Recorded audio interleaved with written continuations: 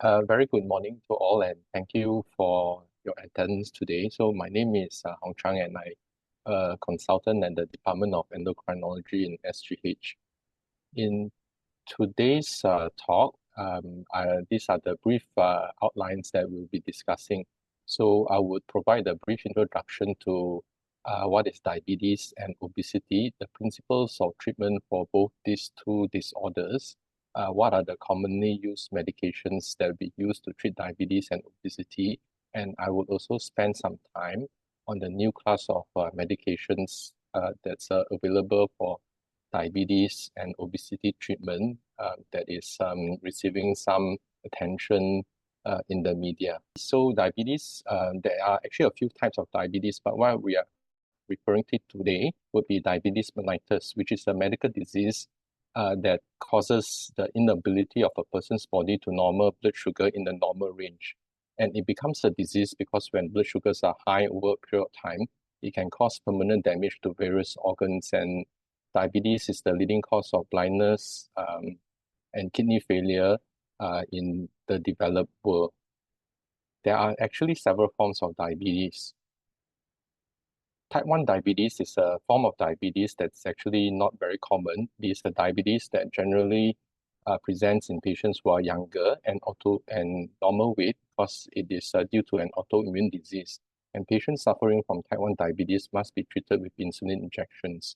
What we encounter more commonly and what is 80 to 90% of patients with diabetes mellitus suffer will be type 2 diabetes, which is a disease that develops more commonly when patients becomes older, and there is a close link with weight problem / obesity. And diabetes, the medications to treat type 2 diabetes can be in the form of oral tablets, pills, injections, or both of them.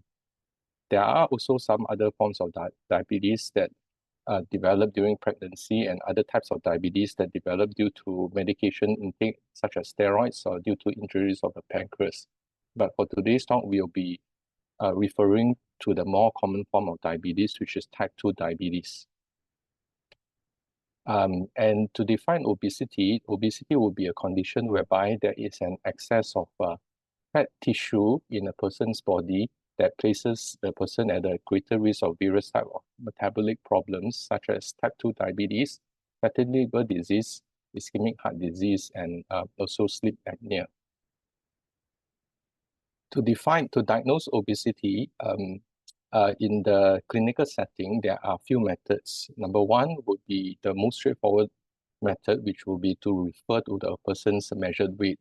However, the weight just looking the weight in isolation can also be misleading, because a taller person would naturally have a greater weight. Hence, more commonly we use this index called the body mass index, which is a measurements that accounts for a person's weight due to their differences in height. And it is calculated by taking the weight divided by the height in meters square. Another method to define obesity is to actually measure a person's waist circumference. As we gain fat, generally the waist increases. So a bigger waist circumference, which is measured by the circumference around the belly button region using a measuring tape. One more method to measure obesity is to define the amount of body weight that is greater due to fat, and the amount that is greater than 25% for men and 30% for women is considered an abnormal high levels. There are also several methods to measure body fat, and one of the more straightforward method is to use specialized measuring scale. Now, using the definition of BMI, obesity will be defined as a BMI of more than 30 kilogram per meter square. However, we know that in patients of this region, Asian individuals, we actually develop weight-related problems, such as the risk of diabetes when our weight are much lower. Hence, there is for Asian individuals, we can use a lower cutoff of a BMI of more than 27.5 to say that the person has a high risk of developing obesity-related risk. And to measure the waist circumference to define that someone has an excess adiposity with circumference of more than 90 centimeter in men and 80 centimeter in female would be considered high.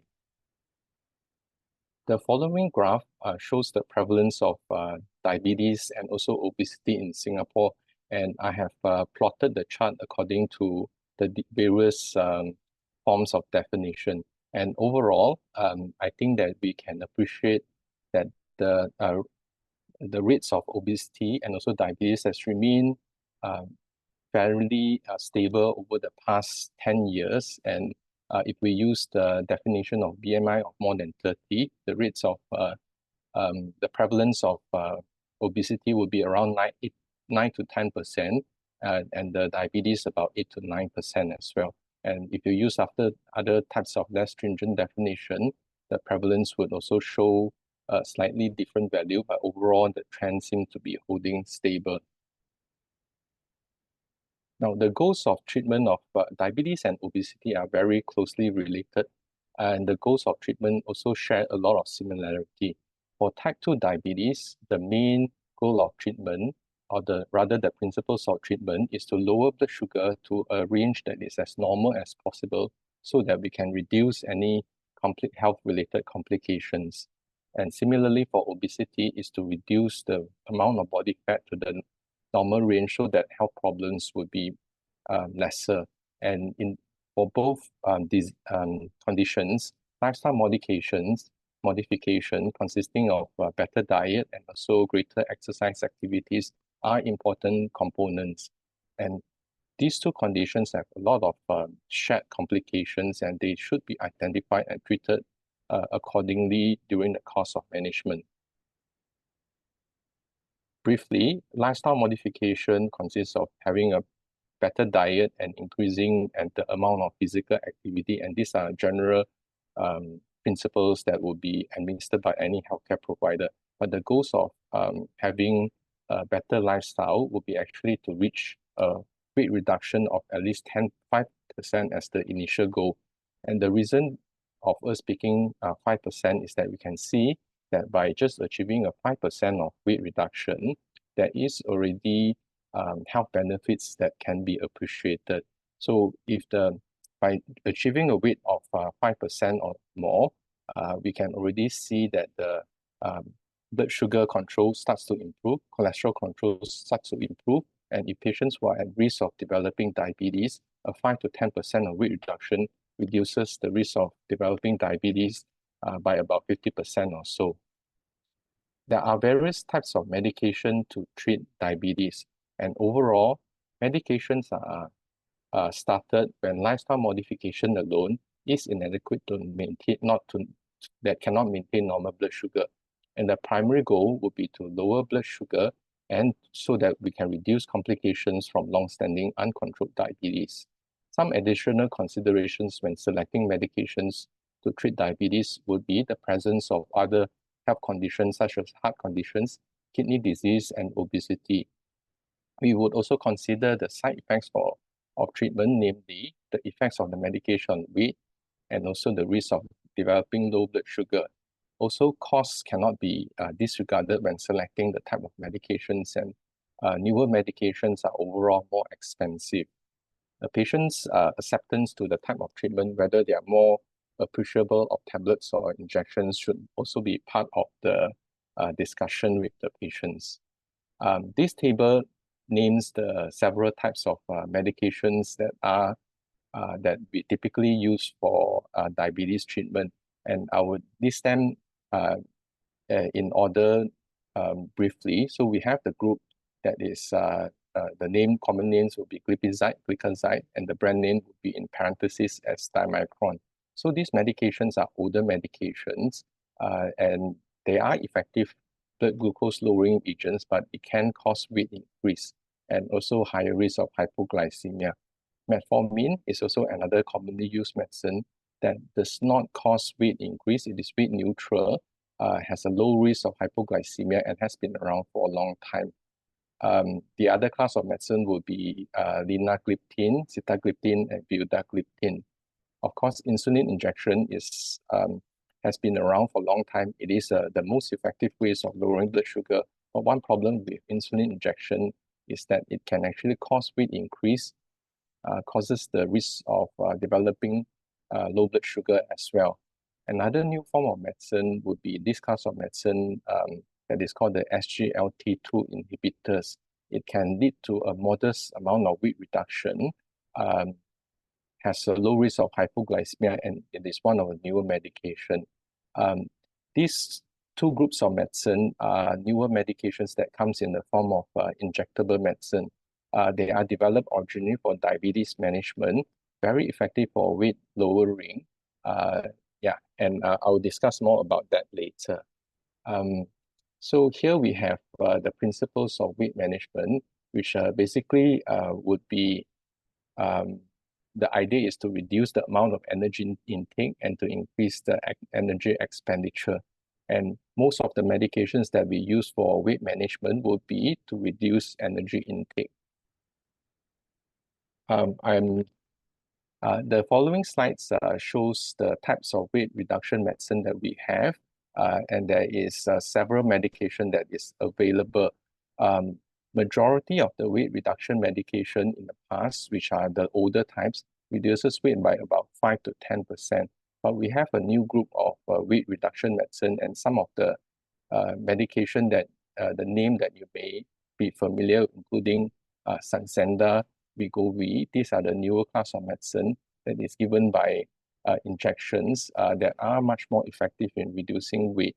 And typically the weight reduction, if we were to highlight it in the graph, the newer medication, semaglutide, Wegovy, Zepbound, for example, these are very recent development in the pharmacologic treatment for weight reduction medicine that can achieve a weight loss up to 10 to 20%, and compared to the older medication that usually loses weight, causes patient to lose weight by about 5 to 10%. The common, I'm just going to spend, I recognize that I'm running more than my allocated time, so I will just spend a brief moment to talk about some of the newer class of the weight reduction medicine, which fall in the group of the GLP-1 agonists, and the names will be liraglutide and semaglutide and the drug name, and this would be its respective treat names. Most of the medicines are given in the form of injections. They can either be given in terms of daily injection or weekly injections. The medicines can be used to treat both either diabetes or obesity, depending on the amount of medicine and also the listed brand that it is marketed as. And generally, the medicines are effective. Some of the side effects includes the causing nausea, vomiting, and abdominal discomfort. But these side effects are usually dose dependent, meaning the higher the dose, the greater the side effects. And usually the side effects are transient, meaning that once the patients are more used to the medicine, then it will go away. The main contraindication for this medication would be a family history of a rare form of thyroid cancer called medullary thyroid cancer.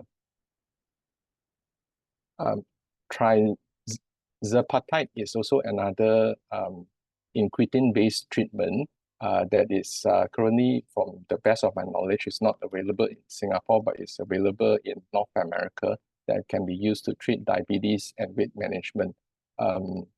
The side effects are very similar to Ozempic or semaglutide. One of the biggest issues with the newer class of weight management agents is that they are not widely available at present moment, and it's also costly and in shorter supply. And even the great leader, President Kim, is also having some problems with locating medications. I've come to the last slide, and to summarize my topic, obesity and diabetes are closely related medical disorder, and a successful weight reduction will reduce the risk of developing diabetes in patients with obesity and improve diabetes control in patients who have existing diabetes.